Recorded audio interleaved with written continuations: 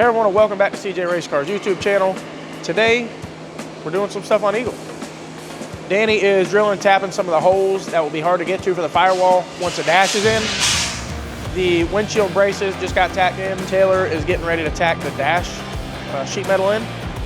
Troy's working on the last window lip for the door window.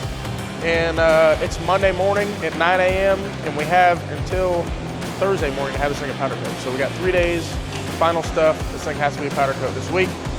And once we get it back, hopefully Friday afternoon, we'll start assembling it. So what me and Taylor are doing is the sheet metal on the dash area. Yesterday, Troy got the tube, which basically shapes the bottom of the windshield. And it also has to match the front end because on these cars, the hood and the front end comes all the way back to the windshield. So tubes tacked in. Taylor got the first centerpiece sheared out and roughed in, doing a template for this side piece. That side should also be the same as the other side. Once we get them all roughed in, we'll step them, bead roll them, and start tacking them in. Very little left. Danny's finishing up one body mount over there. Also, Andrew's welding up the downpipe stuff, or the charge pipe. All the downpipe stuff's done. Wastegate tubes are done. We're probably 3 days away from powder coat. So getting close. We'll finish up the dash today and any other little stuff over the weekend, and hopefully we can put some color on the chassis.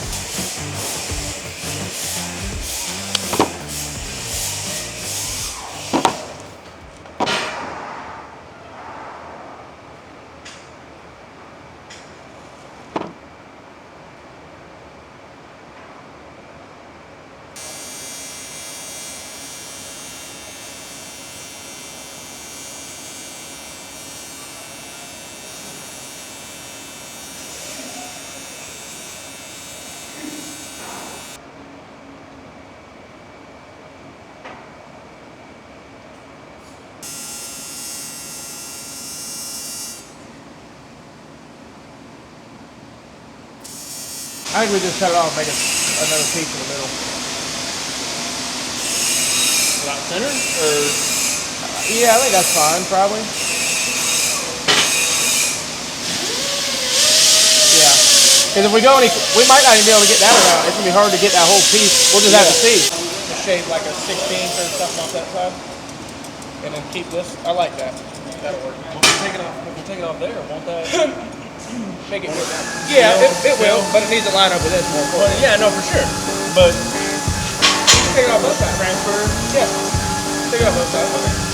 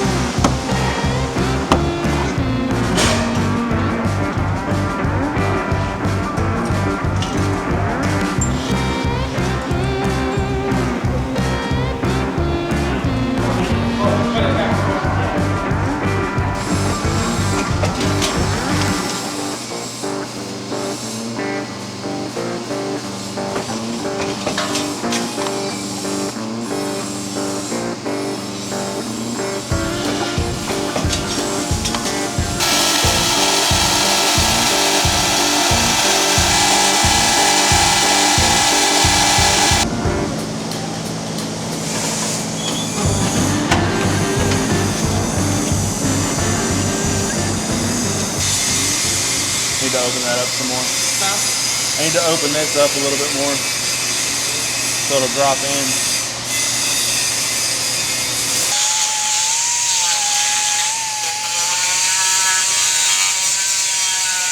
We got the second side roughed in. Troy's working on the window lip that'll go on the frame here. So we won't finalize this front trim until he gets that marked out, where we make sure we go back far enough and there's not a overlap of his window lip and our sheet metal for the dash here. Taylor's about to take this template we made over here, flatten it out, flip it around, and do the other side. Should be extremely close. Once we do that, we'll rough out the other panel on the other side, lay out our steps so that we'll step this centerpiece to where this all is flush here, and then we'll lay out all our bead rolling for the dash, and weld the front window lip in, weld the dash in, and then all the front sheet metal is done. It's not just a little. it's not But then extra. I still had to take more off here. You did? Mm-hmm. Give it a shot. So explain Spin that. it, see what it does. But just try to do your. I'll put a thingy on it. And then we'll leave the one side of the brake open again. The angle of the dangle. Yeah, the angle. Dealio. Yeah, we'll do that. I like it. It'll work. It'll work till it don't.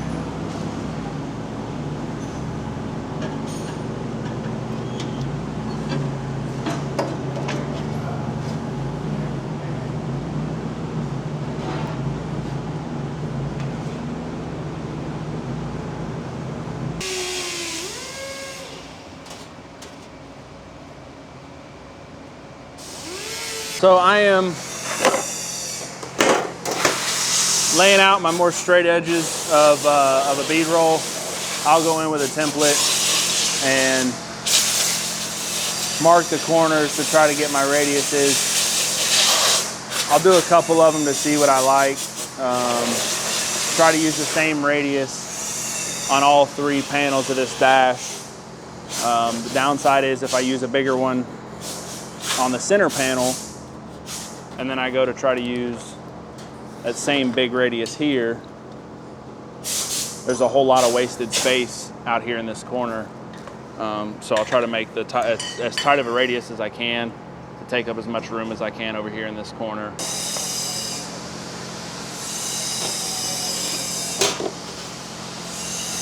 But I think an inch, I think we're gonna be somewhere out here. Let's do that. An inch? Okay. Yes, sir.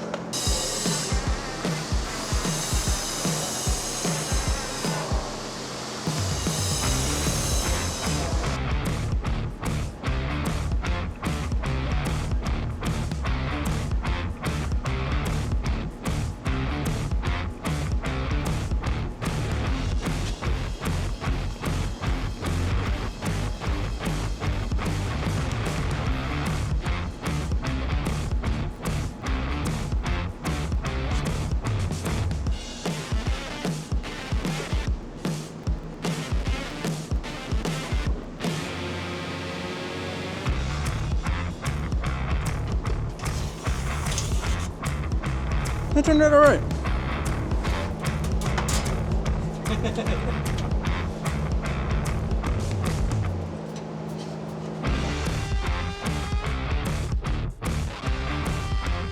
They put this bend in before the bead roll. Kind of requires me to have to change things around. I can't just bead roll this because this section won't pass through the bead roller.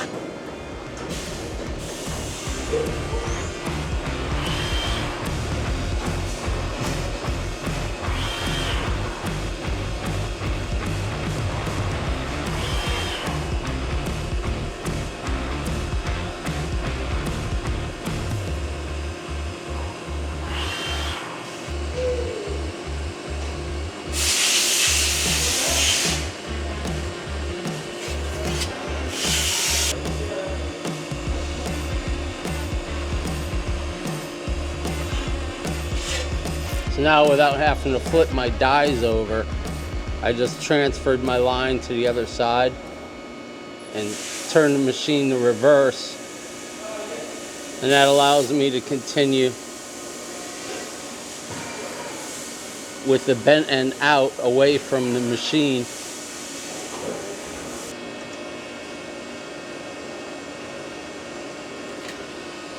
And that allows me to have my on both sides. Now there's going to be a little bit of a hoopty there because I wasn't able to roll in and roll out like I normally do. Now I just hand finesse this corner back down and it's ready to go in the car. I think it looks trick. Down with the trickness.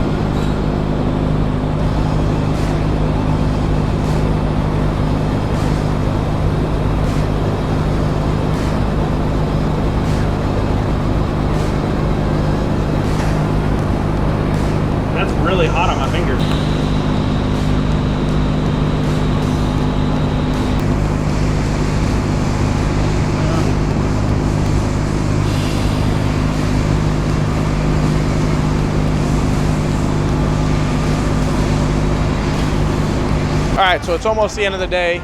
Just wanted to show you guys what we got finished up today. Troy did his window lip. So basically a lot of the lips we've shown you are so that the windows are flush mount. They screw to that lip. This lip, the window just rests against. If you didn't put this here, the panels that we buy don't have anything. The window would just flop around and wouldn't have anywhere to seal to. So he does this lip here, which is hemmed, so it doesn't have a sharp edge, and it's a lot more rigid. And it's got a break, same as kind of the rest of the stuff we do, but it's a nice landing edge. And we put like a rubber strip that goes around this. That's why if you look close, like this back window bolts in, and that step down a little lower, which you think the windows would be offset. But with this little rubber strip we put here, it protects the window as it closes every time and makes these two windows in line. So that's done. Once we do that, he also puts another piece that caps all of this. So it caps this and gets welded solid top and bottom. A lot of little pieces going on in this area. He's got the other side pretty close, so that'll be finished. Taylor tacked the dash in, and now he's welding the dash. We weld the dash in with silicon bronze, and we're welding it solid. Once he's finished welding this, he'll buff this front side. The back side will stay just welded. We buff this front side, and then we put another lip, basically a continuance of this, all the way around for the bottom of the windshield. We could do just tabs up here, and we have done tabs before. We like to run a lip like this because if there's ever a fire, you have a lot more contact patch there, so there's not like just a tiny bit of surface area where the tube meets the windshield. Hopefully there's never a fire, but if there is, that'll kind of stop, or at least make it have some more burn time before it ends up inside the car. The dash came out really good. Taylor did all that last week. Finishing up the welding now. Window braces are in. Going 265 miles an hour. An 1/8 inch Lexan window won't hold up very good. It'll start to just kind of flop around and end up pushed back pretty far. So that's why these are here. They're built with just a very slight room between the windshield, so they're not always resting on them. You get some pressure on the window, it sits down on there. But that's done. Let me show you what Danny's doing over here on the other side. We also got some big news. We'll show you in the next video that we're changing up all kinds of stuff with the turbo system, but it's gonna be pretty exciting, and a lot of people have asked this question, and we have decided to change it or add it. Both. We'll show you. Danny is over here doing some gussets right now. The last few gussets. We mentioned in a few videos that we don't put the door X in until the very end, which me and Danny literally just put all those door bars in. They were already fabricated, but we put them in on Saturday. We put this door X in on Saturday also. The reason we do that is so that we can climb in and out. If you watch the videos, you've seen Danny, Taylor, myself, everybody trying to climb inside. It'll be a whole lot harder with those door X's in. Now that the door X's are in, he's doing the two gussets here. Once he's done with those gussets, you can see we got this line here. Taylor did templates for carbon. This hole, and this hole gets carbon on this side, and the front hole gets carbon on the other side. The reason for that carbon is it's safety. Your feet are down here. If something were to ever happen, you have a window net here to keep your arms basically from going outside of the car if the car ended up on its side. The carbon here does the same thing. It not only looks good, but if something were to happen, you don't want your leg on the outside of this and then this in between the ground and the chassis, because that would not feel very good. So that's what Danny's doing now. Gussets, carbon, dashes in, windshield braces in. Some changes for the turbo system coming soon. You'll see on the next video when we get the parts. But a lot of people have asked about the golf cart. So we're gonna show you some updates on the golf cart. We didn't want to do a whole video on the golf cart until the golf cart is running, because there's just not big enough updates and it's just a golf cart. So we're gonna take you over there and show you a few updates on it, and then that'll be it. A lot of people have been asking about the golf cart with a Hayabusa engine. So we just want to give you guys a quick update on what's going on with it. We got the swing arm pretty close back here. You can see we got some adjustment for the swing arm. Basically this will be kind of like a ladder bar deal. We still got to make some stuff up here to where the shock can mount to and go to the back, but it's coming out really good. 50 millimeter axle. They got the brake rotor caliper bracket done, all the bearing brackets, laser cut and bent all together. The back's pretty close other than the shock mount. Fuel cell's on, this thing runs. They started building the stainless header for this thing. As low as we got the engine, we got to kind of split it to both sides. It couldn't go under the middle like it normally would, just because there's not a whole lot of room between the oil pan and the ground. So they got the header going. Front suspension, they got pretty much built. Got the shocks, made this custom deal on a laser here. Got a little pocket for the steering to go through. We say we're not trying to build a rocket ship here, just something that'll work and function.